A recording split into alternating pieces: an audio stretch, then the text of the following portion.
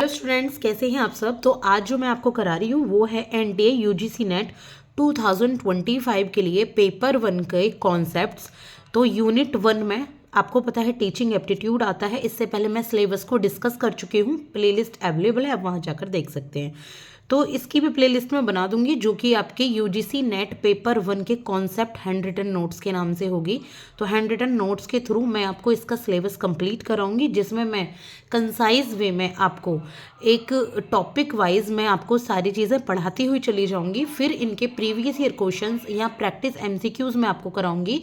रोज़ मैं इस तरीके की आपको एक क्लास दूंगी। आप प्लीज़ मेरी इस क्लास को थोड़ा सा सपोर्ट कीजिएगा ताकि मैं आगे मोटिवेट हो सकूं कि मैं इस तरीके की क्लासेस आपके लिए ला चुकी हूँ जिसमें मैं हैंड रिटन नोट्स के थ्रू आपको पढ़ा पाऊँ और साथ के साथ एमसीक्यूज एंड पीवाईक्यूज भी कराऊँ। तो हम क्या पढ़ेंगे इसमें, सबसे पहले यूनिट 1 की ही बात करें। यूनिट 1 है टीचिंग एप्टीट्यूड, इसके बाद रिसर्च एप्टीट्यूड आता है। तो सबसे पहले हम टीचिंग एप्टीट्यूड को ही कंप्लीट करेंगे चैप्टर वाइज। तो चैप्टर 1 में इंट्रोडक्शन होगा टीचिंग एप्टीट्यूड का, जिसमें सबसे पहले मैं आपको एजुकेशन का इंट्रोडक्शन दूंगी कि एजुकेशन क्या है, तब आप टीचिंग को समझ पाएंगे, क्योंकि एजुकेशन से रिलेटेड ही है टीचिंग। और फिर आपको टीचिंग मेन जो सिलेबस शुरू होता है वो है टीचिंग के कॉन्सेप्ट क्या है, टीचिंग का नेचर क्या है, टीचिंग के ऑब्जेक्टिव्स क्या हैं, लेवल क्या है टीचिंग के, और करेक्टरिस्टिक्स और बेसिक रिक्वायरमेंट क्या है टीचिंग की। तो सारी इन्फॉर्मेशन आपको यहाँ इस तरीके से देती चली जाऊंगी, जो जो हो जाएंगे ये पूरे, फिर मैं आपको यही नीचे से कंटिन्यू करूंगी कि और कौन कौन से टॉपिक मैं आपको पढ़ाने जा रही हूँ। तो देखते हैं कि हम चैप्टर 1 में कितना कंप्लीट कर पाते हैं। उसके बाद चैप्टर 2 से मैं स्टार्ट करूंगी इसको। आप क्लास 1, लेक्चर 1 या चैप्टर 1 कह सकते हैं इसको, लेकिन याद रखिएगा यूनिट 1 टीचिंग एप्टीट्यूड पहले मैं यहाँ पर कंप्लीट करूंगी। तो चलिए स्टार्ट करें। तो सबसे पहले हम समझते हैं एजुकेशन क्या होती है। एजुकेशन की मीनिंग, कॉन्सेप्ट समझेंगे, थोड़ी सी डेफिनेशन देखेंगे, और जब हम एजुकेशन को समझ लेंगे तब हम चलेंगे टीचिंग पर।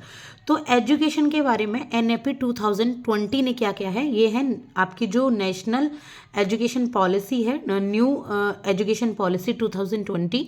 तो उसने क्या कहा है एनईपी में एजुकेशन के बारे में कि जो एजुकेशन है वो एक फंडामेंटल है, ताकि जो हम ह्यूमन है, जो एक इंसान है, उसकी फुल पोटेंशियल को अचीव किया जा सके, उसके अंदर जितनी भी क्षमताएं हैं उनको अचीव किया जा सके। Developing N equitable and just society, एक समान और एक जस्ट सोसाइटी, एक अच्छी सोसाइटी को डेवलप किया जाए इसके थ्रू, और नेशनल डेवलपमेंट को प्रमोट किया जा सके। तो नेशनल जो आपकी ये न्यू एजुकेशन पॉलिसी है, इसने कहा है कि जो एजुकेशन है वो फंडामेंटल है। फंडामेंटल यानी कि एक आधार है, ताकि समाज विकसित हो, ताकि नेशनल का डेवलपमेंट हो, ताकि समाज में समानताएं हों और ह्यूमन पोटेंशियल को फुल्ली अचीव किया जा सके। ठीक है, ये एनईपी 2020 ने एजुकेशन के बारे में कहा है। अब इसी से रिलेटेड ही देखिए कि जो टीचर है वो as a facilitator of knowledge है। कौन है? नॉलेज का फैसिलिटेटर, यानी कि नॉलेज को सीखना आसान कर देता है, आसानी से इसे बता देता है। जैसे अगर ये सिर्फ लिख रहा है और मैं आपको यहाँ सॉल्व इसको एक्सप्लेन करके बता रही हूँ, ठीक है, तो इस तरीके से टीचर कैसे काम करता है, जैसे कि एक फैसिलिटेटर हो नॉलेज का। और लर्निंग क्या है? लर्निंग एक फाइनल आउटकम है नॉलेज की या टीचिंग की, यानी कि जो पढ़ाया जा रहा है, तो पढ़ने के बाद जो हमें आ जाता है, जो फाइनली हमें आउटकम मिल रहा है, वो होती है लर्निंग। जैसे कि जब मैंने तुम्हें पढ़ा लिया तो आप लोगों को पता लग गया होगा कि एजुकेशन क्या है, एनईपी ने एजुकेशन के बारे में क्या कहा गया है, तो ये आपकी लर्निंग हो गई। इसके बाद एजुकेशन किसके द्वारा किया जाता है? एजुकेशन क्यों किया? इवैल्यूएशन है, फिर एजुकेशन नहीं है। Evaluation is done to assess the progress of student की प्रोग्रेस को। अब टीचर ने टीचिंग तो करा दी, बच्चे ने लर्निंग भी कर ली, लेकिन इवैल्यूएशन भी करना जरूरी है। इवैल्यूएशन क्यों किया जाता है? ताकि स्टूडेंट की प्रोग्रेस को चेक किया जा सके कि उसने कितना सीखा है, कितना सीखना बाकी है। अगर कहीं कमी आ रही है तो कौन सी रेमेडी की ज़रूरत है, कौन से असेसमेंट की ज़रूरत है, जिससे बच्चे पूर्ण रूप से सीख पाएँ पूरे तरीके से। तो ये टीचर, लर्निंग और इवैल्यूएशन तीनों में बहुत गहरा संबंध है, रिलेटेड है ये एजुकेशन से। तो यहाँ देखेंगे आप 10 education, teaching, learning and evaluation are closely related. तो यहीं से आपको पता लग रहा होगा कि ये जो एजुकेशन है, जो टीचिंग है, जो लर्निंग है और जो इवैल्यूएशन है, ये चारों ही एक दूसरे से रिलेटेड है। किसी भी चीज़ को हम नहीं निकाल सकते, क्योंकि देखिए टीचर क्या पढ़ाएगा जब एजुकेशन ही नहीं होगी तो टीचिंग टीचर कैसे करेगा, लर्निंग कैसे कर पाएगा स्टूडेंट अगर कोई टीच नहीं करेगा तो उसको इवैल्यूएशन नहीं होगा तो हम कैसे असेस कर पाएंगे कि हम करके देखते हैं ना, प्रैक्टिस एमसीक्यूज करके देखते हैं जब हम अपने एग्जाम देने जा रहे होते हैं, PYQs करके देखते हैं, तो वही तो एक तरीके से इवैल्यूएशन या असेसमेंट होती है। तो ये रिलेटेड है एक दूसरे से। इसके बाद research aids to the existing stock of knowledge. अब रिसर्च क्या करती है? रिसर्च जो भी हमारे पास पहले से नॉलेज है उसको ऐड ऑन करने का काम करती है और बढ़ाने का, कुछ उसमें नया जोड़ने का काम करती है। जो हमारे पास बुक्स हैं हमने उनसे सीख तो लिया, जो टीचर ने सिखा दिया, अब हम अपनी तरफ से भी तो कुछ ऐड ऑन करेंगे, तो रिसर्च के थ्रू हम उन सब चीज़ों को ऐड ऑन करते हैं। अब देखिए स्वामी विवेकानंद ने एजुकेशन के बारे में क्या कहा है। स्वामी विवेकानंद जी ने एजुकेशन के बारे में कहा है कि education is manifestation of perfection already in man. कि एजुकेशन क्या है? ये परफेक्शन का मैनिफेस्टेशन है। ऑलरेडी एक आदमी में परफेक्शन है, एक आदमी सीखा हुआ है, बस उसको हमें निकालना है। उसको ये देखना है कि मतलब जो एजुकेशन उसने प्राप्त कर ली है या जो एजुकेशन उसको पहले से सीखी हुई है माँ के गर्भ से या अपने एनवायरनमेंट से, अपनी हेरिडिटी से, बस उसको एक बार बाहर निकालना है, उसका प्रतिबिंब है। तो ये कहा है स्वामी विवेकानंद जी ने। इसके बाद अरिस्टोटल जी ने कहा, क्या कहा है? महान विचारक थे अरिस्टोटल, यानी कि अरस्तु, इनका नाम आपने सुना होगा, कि education as a creation of sound mind in a sound body. एक अच्छी बॉडी, एक अच्छे शरीर में एक अच्छे मस्तिष्क का विकास होना ही शिक्षा होती है।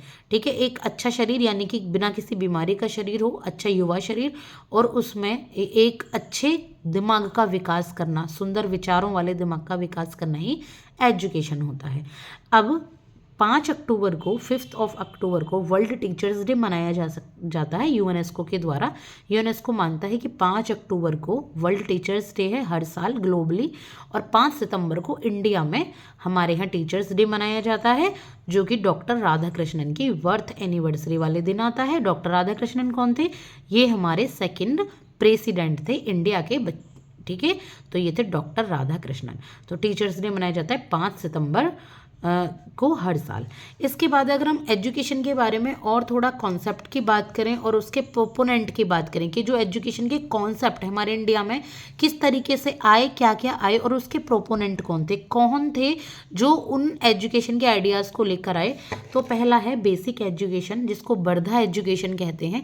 इसके प्रोपोनेंट है महात्मा गांधी जी। महात्मा गांधी बेसिक एजुकेशन को लेकर आए कि बच्चों के लिए बेसिक एजुकेशन सीखना बहुत ज़रूरी है, मदर टंग में सीखना बहुत ज़रूरी है। इसके बाद है इंटीग्रल एजुकेशन। इंटीग्रल एजुकेशन को श्री अरविंदो जी लेकर आए। कौन? श्री अरविंदो जी। इंटीग्रल मतलब सब मिलकर पढ़ाई करें आपस में, एक तरीके से इंक्लूसिव एजुकेशन का वो है ये तरीका। इसके बाद एक्सपीरियंशियल, यानी कि जो एक्सपीरियंस से बना हुआ है ये है जॉन डीवी, यानी कि बच्चे ना करके सीखते हैं, बच्चे खुद अपने एक्सपीरियंस के थ्रू सीखते हैं, यह जॉन डीवी जी ने कहा है। इसके बाद है self education through development of individuality, कि अगर इंडिविजुअल का विकास होता है सेल्फ एजुकेशन उसके थ्रू आती है, ये कहा है मारिया मोंटेसरी ने। किसी का? मारिया मोंटेसरी ने कहा है कि जो सेल्फ एजुकेशन है वो जब इंसान का खुद विकास होता है, इंडिविजुअल बढ़ता है, तो उसके अकॉर्डिंग आती है। इसके बाद nature is only teacher. Nature को एजुकेशन का, नेचर को टीचर किसने कहा है? रूसो ने। ठीक है, कि नेचर के थ्रू एजुकेशन आती है। तो अभी के लिए इस क्लास में मैं बस आपको इतना ही कराऊंगी। आगे की जो क्लास दूंगी मैं आपको, उसमें मैं आपको टीचिंग के बारे में सारी इन्फॉर्मेशन दूंगी, टीचिंग के नेचर के बारे में, कॉन्सेप्ट के बारे में। ये है सिर्फ एजुकेशन, एक इंट्रोडक्शन मैंने आपको दिया है कि किस तरीके से पढ़ाया जाएगा। आगे टीचिंग की लेक्चर 2 का प्लीज़ वेट कीजिएगा। Thank you so much.